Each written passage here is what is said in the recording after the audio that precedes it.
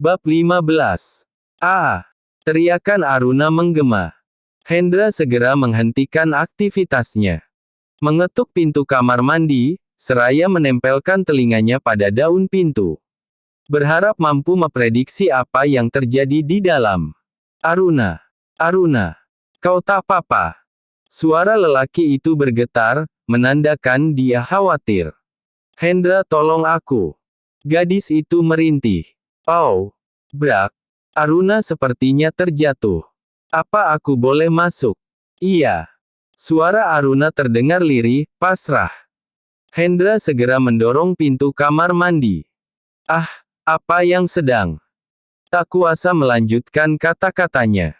Hendra mendapati Aruna basah kuyup, bersama genangan air yang menyatu dengan ceceran sabun tumpah.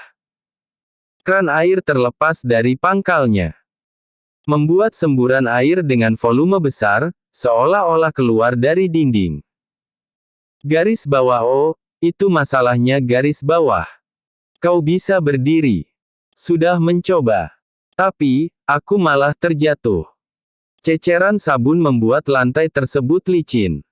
Aruna terjatuh 2 kali sebelum pria itu datang. Tunggu di sini, ku hentikan dulu airnya, mematikan pompa air. Hendra mencari-cari di seluruh kamar mandi, dia memencet semua skalar tapi hasilnya nihil. Bahkan pria itu mendatangi ruang di bawah dan mencabut semua yang menempel pada stop kontak. Nyatanya air masih mengalir begitu saja. Garis bawah ark, di mana letaknya? Garis bawah Hendra sepenuhnya buta dengan kondisi mansion pribadinya. Sebab, baru kemarin sore mansion ini resmi jadi miliknya. Hia. Cuh.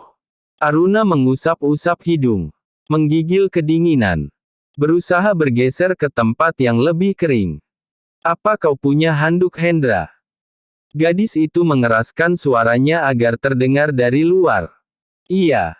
Sebentar. Pria itu menimpalinya tak kalah nyaring. Sebab tak kunjung menemukan stop kontak yang terhubung dengan pompa air. Hendra putuskan menarik tombol bargainser, meteran listrik, yang terletak di luar rumah ke arah off. Seluruh aliran listrik padam. Semua jadi gelap, kecuali sudut-sudut ruangan yang berseberangan langsung dengan jendela kaca. Sinar cahaya matahari menerobos masuk ke dalam ruangan. Hanya itu yang bisa diandalkan. Dan kamar mandi tempat Aruna terjatuh tentu saja tidak memiliki celah sinar matahari. Sudah ada handuknya. Gadis itu mendengar langkah kaki memasuki ruang tempat dia menggigil. Handuk. Yah, bahkan Hendra tidak memilikinya. Mau bagaimana lagi? Tempat ini kosong, belum sempat diisi dengan benar. Akan aku minta Surya membelinya. Sekretarisnya sedang di bawah, membeli bahan makanan yang sempat terlupakan. Hendra memaksanya ikut mempersiapkan menu makan siang. Mata biru menyala akibat pantulan senter dari handphone, dia mendekati gadis itu lalu menggendongnya. Semua basah, bahkan air nakal menetes membasahi baju Hendra. Garis bawah. Apa yang aku lakukan? Garis bawah mata birunya tidak sengaja menatap tubuh Aruna, kemeja putih tersiram air. Menyisakan pemandangan di luar dugaan. Terpaan sinar matahari yang sedang mengintip malu dari balik jendela kaca, menjadikan dada Aruna terlihat. Seraya wajah Hendra merah padam, berusaha mengalihkan pandangan. Aruna menyadari, segera menutup dada dengan kedua tangannya. Turunkan aku. Hendra tak kuasa menahannya. Gadis itu cepat-cepat melompat dan mundur beberapa langkah darinya. Sempat mengaduh, kaki Aruna tampaknya terkilir. Sembari menutupi tubuhnya dengan 2 tangan. Usaha tersebut sama sekali tidak membantu, bajunya terlalu basah dan melekat. Gadis itu marah-marah. Kau punya baju. Aku mau ganti. Di mana ruang ganti? Sebenarnya mansion ini baru aku beli kemarin. Jadi di sini tidak ada apa-apa. Hendra pasrah jika Aruna meluapkan emosi. Bagaimana lagi? Bahkan handuk saja dia tak punya. Apa? Kau? Kau sengaja menjebakku. Aruna mengacungkan telunjuknya. Mengintimidasi pria itu. Tapi, kondisinya yang transparan, membuat Aruna kikuk sendiri dan kembali mengamankan tubuhnya dengan dua tangan di dada. Hai, aku tak seburuk itu. Hendra membela diri dengan tegas. Aku bukan pria hidung belang. Dia menggerutu. Segera membalik tubuhnya, menghindari tatapan Aruna. Hendra sekali lagi menghubungi sekretarisnya. Ah, orang ini. Kenapa tidak mengangkat telepon? Garis bawah apa aku perlu meminta pelayanan lain? Garis bawah beberapa saat berpikir, sembari mengetik pesan untuk Surya. Garis bawah tidak. Tidak perlu menghubungi yang lain. Mereka bisa menyebarkan gosip sembarang garis bawah pelayan-pelayan keluarganya terlalu setia pada Oma Sukma apalagi Opa Wiryo. Asteris belikan aku dan Nona Aruna sepasang baju, termasuk handuk. Asteris segera. Asteris kami tunggu. Pesan itu terkirim tapi belum dibaca. Hendra sedikit membalik badannya, melirik Aruna, gadis itu makin menggigil, kedinginan.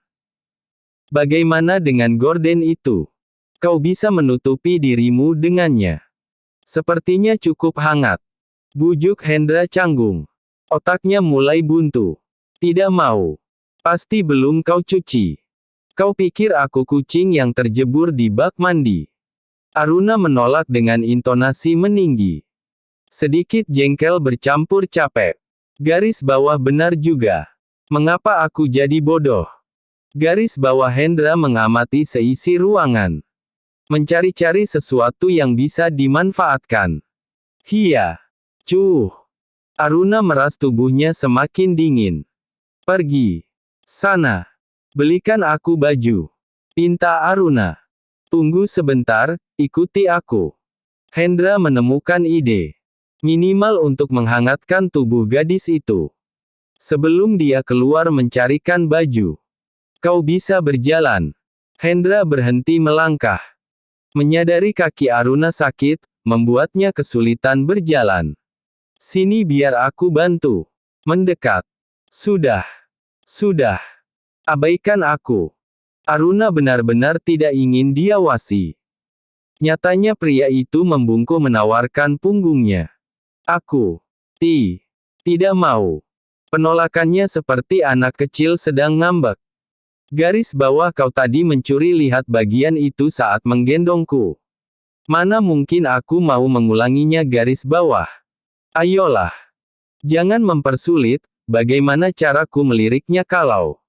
Garis bawahku sebut apa enaknya. Garis bawah. Dua lingkaran itu ada di punggungku. Rayu Hendra. Bersyukur bisa menemukan istilah yang jauh dari kontroversi. Aruna memberanikan diri, naik di punggung pria menyebalkan versi benaknya. Dia tidak habis pikir bisa mengalami kejadian memalukan seperti ini. Hendra membuka salah satu kamar induk di mansion tersebut. Kenapa kau membawaku masuk ke tempat ini? Aruna bergerak-gerak ingin turun. Aku gak mau. Gak mau. Pokoknya gak mau. Gadis itu menjambak rambut Hendra. Sampai-sampai kepalanya tertarik. Membuat kesulitan. Ark. Sakit tahu. Di dalam ada selimut. Bisa kau gunakan. Kau gak bohong. Ancam Aruna. Buat apa aku berbohong? Jangan terlalu percaya diri, anak kecil pemarah sepertimu bahkan tidak terlihat layaknya perempuan. Hendra membela diri. Garis bawah benar juga garis bawah batin Aruna. Sekarang lepaskan rambutku. Hendra merasa nyut-nyutan. Kau tahu bagian di dalam rambutku ada aset berharga perusahaan. Maksud lelaki tersebut adalah otaknya. Aku hanya menjambaknya sedikit, kau tidak akan gagar otak. Aruna sedikit merasa bersalah. Hendra menurunkan tubuh Aruna di atas ranjang besar. Untuk memberikan cahaya pada kamar tanpa lampu ini, pria itu menarik perlahan tirai yang terbentang luas menutupi jendela kaca. Hamparan kota Jakarta tertangkap indah dari mansion di atas gedung pencakar langit.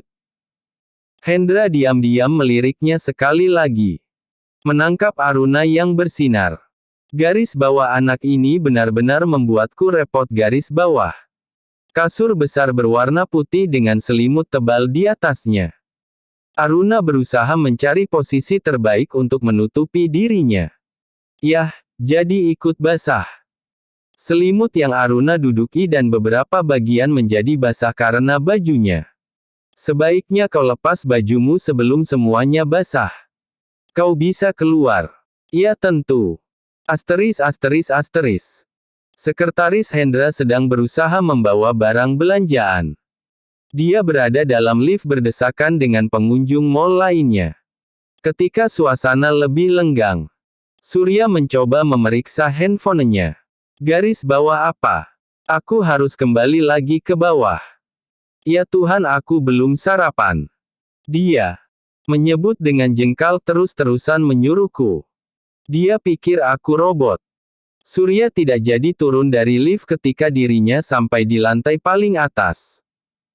Dia kembali lagi menuju mall di lantai bawah. Garis bawah, mengapa aku harus beli baju? Entahlah, siapa peduli. Aku makan dulu saja. Garis bawah. Surya berhenti di food court, tersenyum menyeringai dan mulai memilih menu makanan. Asteris. Hendra sudah. Suara gadis itu memanggil. Spontan pria bermata biru masuk dan apa yang dia temui membuatnya geleng-geleng kepala. Apa kau benar-benar perempuan? Hendra mengarahkan jari telunjuknya pada baju berjatuhan tercecer di lantai. Maafkan aku, hehe. Gadis itu bergegas turun dari ranjang, menutup baju-bajunya dengan selimut yang menjuntai pada tubuh mungilnya. Hehe, boleh aku minta kantong plastik? Garis bawah Hendra, fokuslah. Jangan memikirkan hal-hal aneh. Garis bawah Hendra cepat-cepat keluar kamar mencari kantong plastik. Berjalan ke sana kemarin tidak menentu. Garis bawah anak kecil pemarah itu. Lagi-lagi membuatku tampak bodoh. Garis bawah. Garis bawah ark. Mengapa aku memikirkan itu lagi? Garis bawah sebagai pria normal, dia cukup terganggu saat mendapati beberapa pakaian yang difungsikan pada bagian dalam tergeletak di depannya. Belum lagi anak itu tidak memakai apapun, dan berdiri dengan polos. Bukankah neuron pada otak bisa memodifikasi sketsa bagian tubuh yang terbungkus selimut? Hendra melempar kantong plastik dan berbalik badan, menghindari Aruna. Perlahan Aruna merapikan pakaiannya. Jika orang lain melihat, pasti akan berpikir yang bukan-bukan. Apa kau sudah selesai? Kalau sudah, aku pergi dulu. Tunggu. Jangan lupa membelikanku. Aruna sedikit ragu mengatakannya. Sesuatu yang di dalam perutmu lapar. Di dalam tubuhnya ada perut. Mungkin dia lapar. Bukan itu. Apa? Gertak Hendra, tidak sabaran. Garis bawah, aku harus segera kabur sebelum isi di kepalaku tidak terkendali. Garis bawah. Dua lingkaran dan sebuah segitiga. Garis bawah, pasti dia tahu kalau aku menyebutnya seperti itu. Garis bawah. Donat dan sandwich. Baiklah. Enggak. Bukan itu. Aruna jengkel karena lawan bicaranya belum paham juga. Bicara yang jelas. Jangan membuatku pusing. Pria itu membentak Aruna, kenapa anak itu berbelit-belit, mendekatnya berniat mengintimidasi. Aruna menyelipkan mukanya ke dalam selimut. Menghindari gertakan Hendra. Sesuatu yang ada di dalam. Mengendap-endap gadis itu mengintip bagian dalam tubuhnya dengan polos. Dan melirik Hendra. Wajahnya merona kemerahan. Cukup menggemaskan. Otak Hendra berbicara kepada pemiliknya. Laki-laki itu mundur kelabakan. Garis bawah aku harus secepatnya pergi sebelum pikiranku semakin liar. Garis bawah. Baik-baik, aku mengerti. Pria itu kikuk berusaha menemukan dirinya yang tenggelam dalam hawa panas, secara alami berasal dari tubuhnya sendiri. Berhenti, apa kamu akan berangkat begitu saja? Sekarang apa lagi? Garis bawah ayolah aku harus segera kabur dari sini garis bawah. Kau tahu ukurannya? Garis bawah oh iya, aku sama sekali tidak mengerti garis bawah Hendra mengangkat bahunya tanda dia tidak paham. Yang atas 36D dan bawah L. Suara Aruna lirih malu-malu. Apa? Hendra, tertegun sejenak dan mulai melangkah pergi. Cukup besar juga. Bisikan kecil untuknya sendiri. Buk. Bantal mendarat di kepala laki-laki itu. Aruna mendengar bisikannya, dia meraih bantal terdekat lalu melemparkannya pada laki-laki tak sopan. Rasanya ada ledakan kemarahan yang ingin ditumpahkan sang CEO. Bab 15, Lingkaran dan Segitiga. Hari ini aku dibuli anak kecil, tidak masuk akal. Namun ketika dia kembali menatap Aruna, gadis itu memalingkan wajah, ngambek. Tiba-tiba emosinya melemah, dia putuskan cepat-cepat pergi. Pintu yang dilewatinya terlempar sedikit kasar. Hendra berdiri di balik pintu dan mengelus dada. Hai kau, diam. Meminta dadanya berhenti berdetak. Apa dia akan pergi dengan baju basah? Aruna baru sadar bahwa punggung dan dada Hendra terkena air ketika menggendongnya tadi. Biarin, siapa peduli Aruna tergulung di ranjang dan mulai merasa lapar. Hah? Bagaimana ini? Ah, aku harus sembunyi di mana? Seorang asisten kelabakan menyusupkan dirinya ke dalam kolong meja. Hehe. Dia mengarahkan jari telunjuknya di depan mulut. Memberikan instruksi tanda diam pada beberapa pengunjung lain yang merasa aneh dengan tingkah lakunya. Bosnya baru saja lewat. CEO itu berjalan tergesa-gesa. Untung saja tidak melihat dirinya yang sedang menikmati santapan makan siang berpadu sarapan. Mengendap-endap Surya secepat mungkin kembali ke mansion atasannya. Halo. Kenapa semuanya gelap? Apa listriknya padam? Cetak-cetek. Surya memeriksa lampu. Tidak ada orang ya. Hendra gagal lagi. Nona Aruna tidak datang. Haha. Kasian juga. Rang. Surya tidak sengaja menyenggol beberapa perabotan. Aku di sini, Pak Surya apa itu kamu? Aruna memastikan, ada seorang yang datang. Tidak mungkin Hendra. Laki-laki itu baru saja pergi. Nona Aruna. Jawabnya. Iya. Aku di kamar. Apa Anda membawa bajuku? Tanya Aruna. Baju. Untung aku sudah membelinya garis bawah Surya menyusuri sumber suara. Sesaat kemudian. Apa-apaan ini? Mengapa dia kacau? Apa yang terjadi ketika aku tidak ada? Apa aku melewatkan sesuatu yang luar biasa? Tidak. Tidak. Ini tidak seperti yang Anda pikirkan. Klarifikasi Aruna. Apa yang kau lakukan pada Hendra? Hendra tidak mungkin melakukannya, itu mustahil.